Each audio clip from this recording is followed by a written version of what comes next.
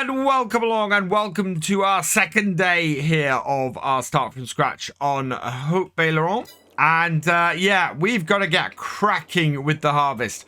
We've got rain on the way and in fact, we've got the sorghum ready. So what happened was I switched the seasons from 1 day to 3 days. And of course, it went to the end of the first day, moved on to the next month before it set up the 3 days. So that's okay.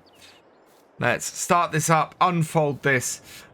We will probably have to stop, I think, halfway through this. Oh, we've got manual attach on here now as well. Right, there we go. I'll probably have to start halfway through this to make sure our yield doesn't drop because of the rain. But we'll see how far we get. And I'm sure there's something that we can do to occupy ourselves while we wait for the rain to pass. The yield on this sorghum is actually really good. I mean, we are 30% full off the first headland. We got only 50% full off the entire field of going one round of the field from the canola. So yeah, it seems to be a fairly well-yielding crop this, which is great news. It's coming in rather nicely. I'm loving the textures. I'm loving the sort of half-height cut that the game does on this. That was some feedback from people when they saw the early, some of the early gameplay from FS22. Was to say, hey, sorghum isn't cut like that. It leaves quite a high stalk afterwards. The combine header doesn't go quite so low on that.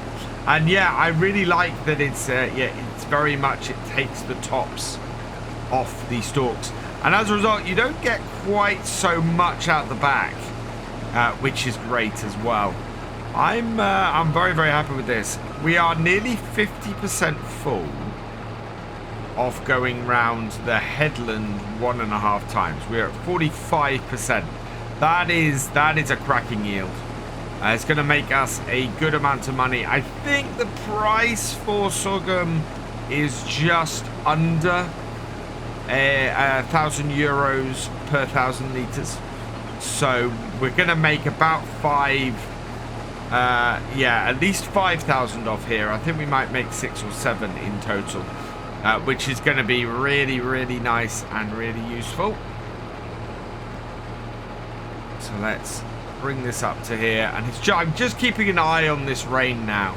If we can get this field done before this rain sets in, that would be absolutely brilliant. Otherwise, it's going to be a case of stopping the harvest, getting this into the trailer and covered for realism purposes, because it won't actually affect it. In fact, look, there it comes. Can we get to the end of this before the rain starts affecting our yield? Yep. Okay, I'm happy with that. So the rain is coming. Let's get our harvester emptied.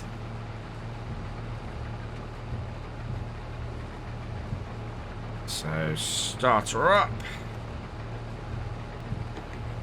into there, and we'll go into high gear and get this going.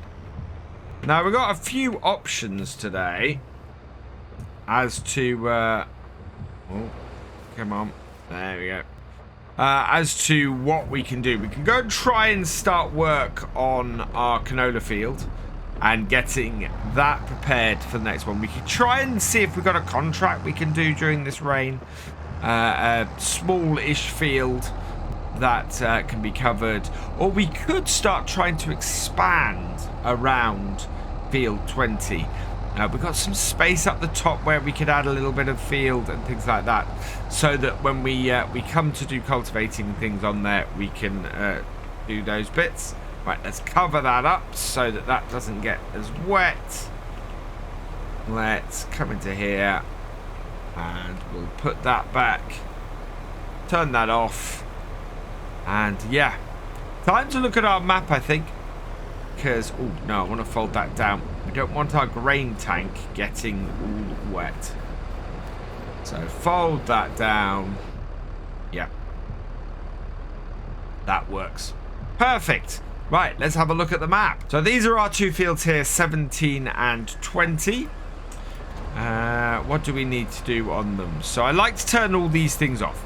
It's quite useful to do these one at a time because they overlap and it causes issue. So weeds, we actually have a ton of weeds in what we're harvesting at the moment. So this fairly high yield is not being affected by the weeds. That's really good news. Fertilization, yeah, neither of our fields are fertilized. Post-harvesting needs plowing. Only field 17 needs plowing. And then needs lime. 17 needs lime as well.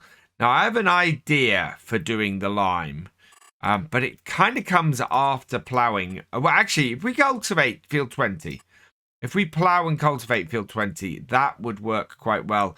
We'd be able to do some extensions to that at the same time. So let's have a look in here. In our sales at the moment, we've got this Agrosim combi plow, but that won't allow us to create fields, even though it's massively money off. We would need a plow for that. And the Cavernaland at 23,000 would allow us to do that. It's not going to cost us very much to lease it. I think that will cost less. Yep, so that costs just over 1,000 to lease it. So costs less than that piece of equipment as well. And I did say early on, we're probably going to have to lease a lot of equipment to get ourselves set up properly. So that would be good for doing this field and expanding our other fields. So I think we probably want to grab that and maybe go and get this leased from our shop. Now, configuration, I can either do it with that or with our packer mat. I'm actually going to get it without the packer mat for now.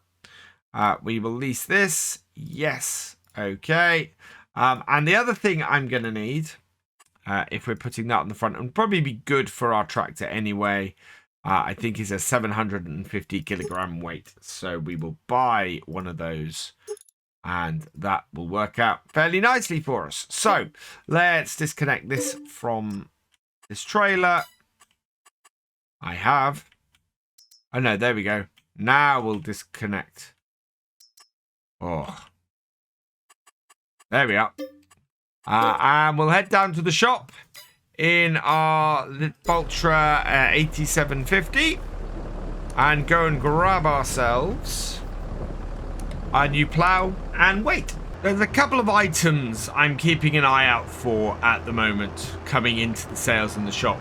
I want a cultivator. I'd love for the large Lemkin cultivator to come into the shop for us to purchase. That would be really useful. Same goes for a cedar or a flatbed trailer, something that I can transport goods on. What else? We got, there's various options, I think. A front loader large enough to go on this tractor would be good as well. Connect that up and connect that up. And then fold that. There we go. So yeah, various bits and pieces that would be very useful to have on the farm.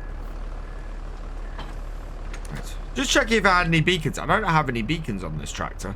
Even with the front weight on this tractor, I can feel the weight of the plow on the back. It very much, we're sort of wheeling slightly. I want to have a look now and work out where is going to be the best place for us to build our farm. So our choices basically are this area here, which is right on a junction. But I think it would be nice and central to where we are. Let's head back to here. So we've got two spaces. We've got this space here, which is quite nice. Although you could conceivably make this area here bigger and increase field 17 size significantly. Or you got field 20 here, which has this nice area up the top here, which is fairly square, is a little bit off a track, and is probably quite a good area. It kind of depends on where we're going to expand. Because if we're looking to expand, say, into field 14 for 200,000, here would be a nice central location. If we look to expand into 23, up here, then that area there is going to be a much nicer central location, and that's only 120,000. So it's probably a little bit more reachable. The other advantage to expanding field 17 here is that it's a fairly small field at the moment, and expanding it out and up towards there would probably make it a little bit more profitable as a field, whereas field 20 doesn't massively need that. So I'm going to go up to the top of field 20 and we're going to have a look at that space that we've got up there. Now, the biggest difference we've got with this space up the top here of field 20, you can immediately see. This is rather nice and high. This is an awful lot lower. So whatever we construct on here is going to end up raising or lowering the land. It's going to be more expensive to build stuff. And as a result, it isn't quite such a nice area as we have down the bottom. It might be a good area maybe to put some animals up this end, though, with some bits and pieces. So I think we'll keep our mind open for that. But I think our main farm area, yeah, on balance, our best place for our main farm area is going to be down the bottom, where our tractor and our combine are now. So the next thing I want to look at is possibility of doing some animals around here, and how much that would cost us to put any animal pens in. Let's have a look under the construction and the animals. So production, no, animals here. So it's going to be 51,000 for a sheep pen, 109,000 for a big pig pen. Horses, I don't think are worth us doing at the moment. See, 79,000 for chickens, or just 6,000 for that. Holds 30 chickens, and yeah, would go rather nicely around here. I think, yeah, I do think chickens are probably a good start for us, if we can work out exactly how we want to build our farm. However, we've mucked around enough and the rain has stopped. So let's drop off this. Turn you on. Unfold. And we will drop that off. Oh, we need to lower it first. And then we can drop it off. Hook back up to our trailer. Because we need to get the rest of this field cleared and sold as quickly as possible, really, so that we can start working on our farmyard.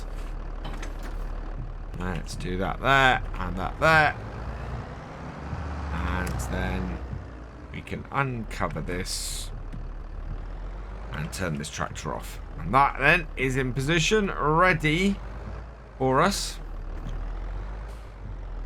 Got that up. When we have the rest of this crop cut.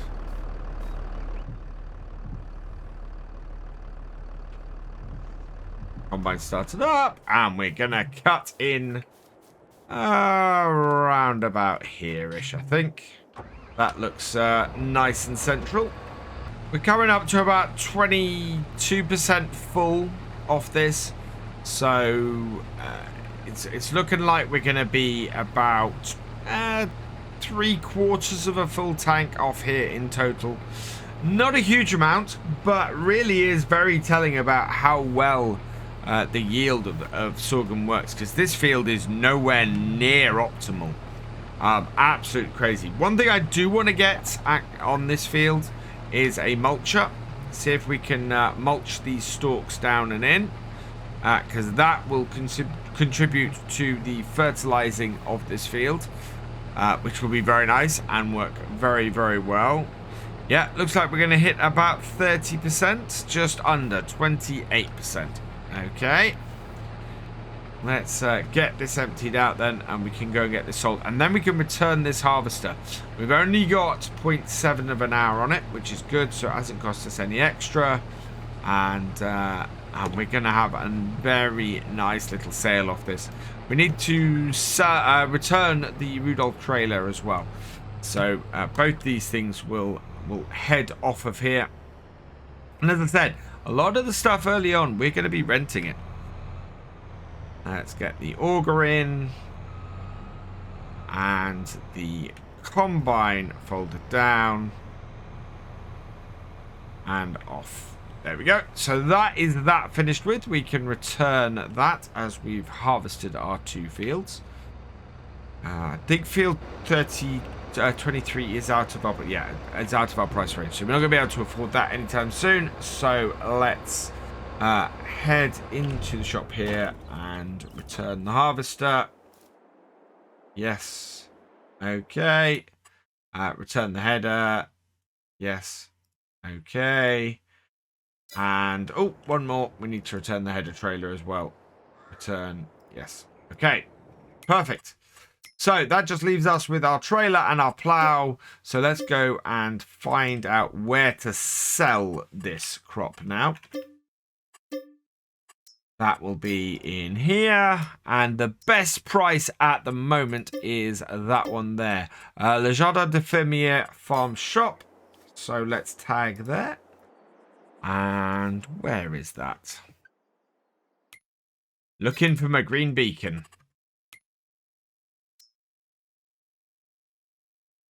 I don't see it. Oh, there it is. Off we go. Let's go sell this. Yep, it's up there. Perfect. Let's go make ourselves some money. Oh, Mr. 2CV coming out. There we go. Do like how much faster the cars go in this. Farm shop is quite a way over the map, but there it is down there. And how many litres we got? 7,801. So I reckon about 7,000 euros off here. Maybe just over. And we'll make us a nice little profit. There we go. And tip it. Out of our grain door at the back. Burst up a little bit. And are we going to hit 50,000? I don't think we are, actually. I don't think that's quite going to get us there. Mind you, we did use a little bit of cash. 7,727. That is not bad at all. I was expecting that to be much worse. So, yeah. Let's get this back to the farm. Actually, we can now detach this and return it as well. So, detach that there, pull away a little bit, and get that to come and get elected. So select and return. Yes. There we go. Now we just have the plow, and we still have half the day to do something with it. So I think we might take a look at field 17 with this. I also think I'm going to maybe put some fencing around down the side of this road here. Just to sort of say, hey, this is where the farm is. Because we're going to put an entrance in probably here. I mean, there is a nice gap around this way to put an entrance in. So we might put one in there. I kind of need to put a shed up as well. I think a shed would be a really useful thing. If only at the moment, because it holds just a single tractor. Let's hook that up. And lift this. Right, how am I going to shape this field? So we're going to take it a little bit closer to the tree line, maybe. We want to switch the plow around. And it's really a case of how much space do I need for my farmyard. I should be able to fit my farmyard in the space that we've got there. So, let's take this from our existing point here. So, let's mark out the edges of our new field. So, then turn create fields on. And I'm basically going to judge it by where the roof of my tractor is. So I don't want to get any closer than the overhanging trees.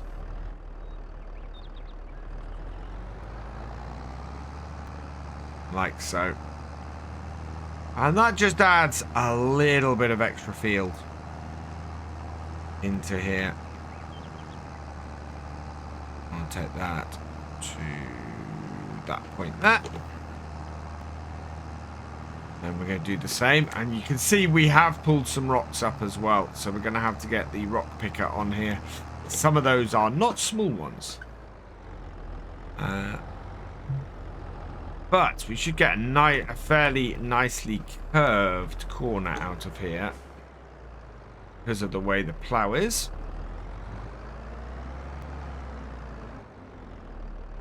Like so. There we are. Now I can fill this section in here. And then we can go and look at how we're going to set it out at the other end of the field. Alright, with this side of the field done and that filled in, we can go and have a look at what we've got over the other side. And this isn't quite as big a change. It does go out a little bit further. I do want to pull it towards the road a little bit. But I think it's not quite going to be as big. There we go. Just to about there-ish. And then we're just going to pull this side of the field in here as well. And that will give us again, a little bit more space to work with. Just a slightly larger field. Which means that we should get slightly more crop. Not quite right. I'll position it just right. There we go. That's better. Right. This tractor actually is pulling this with good ease. I mean, it's not struggling at all with this plow. Not surprising, as I think this is a 160 horsepower plow. And we've got a 190 horsepower available to us with this tractor. You can see we're just adding that little bit of extra space to this field. Making it just that little bit more useful. We could have, as I said before, expanded the whole field into this area, but we do need somewhere to build the farmyard. And this is the nice thing about this area is that it is really flat. I mean, it's gonna save us a load of money because of how flat it is. So yeah, and I think we're gonna start putting some ground down as a result of that in a minute. But first, we need to fill this nice little curved extra bit in as well. And then we can get on with doing some ploughing on the field itself. The extra bits filled in, we can now look at doing the rest of the field and getting that ploughed. So let's get ourselves lined up here. On this side here. Dropping down into that furrow, but we need to get this bit along here like so. So down, and then there we go. Nicely along here, creating a nice straight ploughing edge. We are pulling up some fairly big rocks down here though. So what I'm going to have to do is get myself a rock picker, I think. We're going to be in need of that to clear this field up. It's not such a problem as I'm using a lot of leased equipment, but, and the big but here is that I am going to be using my own equipment at some point, and really, the less rocks I have kicking about, the less damage it will do overall. And if we do end up buying a seeder and I've gone too far down the road at that point, then yeah, I don't really want to be damaging my seeder. And the rocks will make us a little bit of money. Not a huge amount, but they will make us a little bit. I'm really impressed by this Valtra Valmont. It's been a cracking all-round tractor so far. Handled this with ease, been a really good karting tractor. The fact that we be able to put a front loader console onto it down the road and use it for that, yeah, I mean, having a nice tractor of around 200 horsepower that we can start with is just brilliant. Just works so well for us on here. and is going to serve us, and it's going to serve us really well, especially when we start getting into doing some production chainy stuff and things like that, and doing some. I think it might be wise for us actually to get a greenhouse and maybe start that moving, as well as maybe some chickens and some eggs and things, and sort of get stuff that happens all year round moving along. Downside to chickens is we'd have to buy some feed as well as the chickens, because we don't have any feed that we've held on to. In fact, we just don't have any feed. Sorghum and canola are not good feeds for chickens. So yeah, we can put that in, and I think next time what we're going to probably start doing is getting our farmyard built and getting that side of things going. Maybe laying down some concrete or gravel, and just really working out how we want everything to look, and where to go, and somewhere to store our tractor as well, because obviously this is our big asset on the farm, the one thing that we own, and is doing all the work for us, and that's why we own it. So yeah, I think it's going to be a really nice setup we're going to be able to create in this nice flat bit of ground that we've got sitting here. Not far off the end of the field now, just a couple more passes I think, and then the headlands. And yeah, I was saying earlier, really liking this tractor. We do have a lot of stones. That is going to do a lot of damage to any equipment I use on here. So yeah, that is going to be the other thing. Oh, the weight I've got on the front of here, though, is not heavy enough for this plow. It really does pull the back of this, or the front of this tractor up, and the back of this tractor down, lifting this plow. But we have got everything done just about. One tiny bit, and then I'm going to do the headlands and get those finished off. Need to do them the adverse way of each other, so just to keep it nice and realistic. There we go. So I'm going to do this top end one with the wheel pointing into the field. Like this. Whoa. Doing wheelies. Definitely should have picked up a bigger weight. Yeah, so this is turning it towards the edge of the field. If I don't get right on the edge, it's not going to work. There we go. So this is turning it towards the edge of the field. So the other side, to be realistic with this, I want to be turning into the field rather than away from it. So i.e. I want the wheel pointing in the same direction when we go to do the other end of the field. I am interested. Let me know in the comments below if you're watching this far. What would you like me to cover from a realism perspective? I'm very interested in maybe making a series on how to play Farming Simulator 22 realistically, and I'm very interested to see what you guys think of that. So let us know down in the comments below what you think to doing a series like that, and would you be interested? The idea being speaking to real farmers and getting exactly how to do all of this stuff very realistically. And if you are a real farmer and want to have some input into that, let me know down there as well. I would be very interested in hearing from you as well. But in the meantime, we've got one last headland to do. It is 5:05 in the evening. It has been a very productive day here on the farm. We've not only got this field cut and sold, we've also made ourselves a nice little setup ready to go next time, and extended this field a little bit as well, which is going to go great. I want to, as I said, get our farm yard starting to be built next time.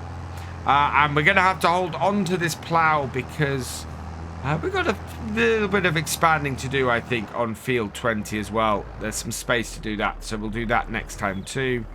Let's just fold this in. In fact, let's not fold that in. We'll just park all of this next to our campsite. And that will be a good place for me to finish. Like so. There we go. It's been a busy old day, but we've made some money. We're now left with just the tractor and the plow, and we're going to use that. And hopefully, in the future, we're going to see something a little bit more useful than the header for a forage harvester I don't have coming up in the shop. For now, though, we're going to leave this here. So all that remains is for me to say thank you for watching. I hope you have enjoyed this video. Please give it a like, drop us a comment, and give it a share. And for all the latest videos from Virtual Farmer, please subscribe to the channel, ring that bell, and I will see you next time. Goodbye.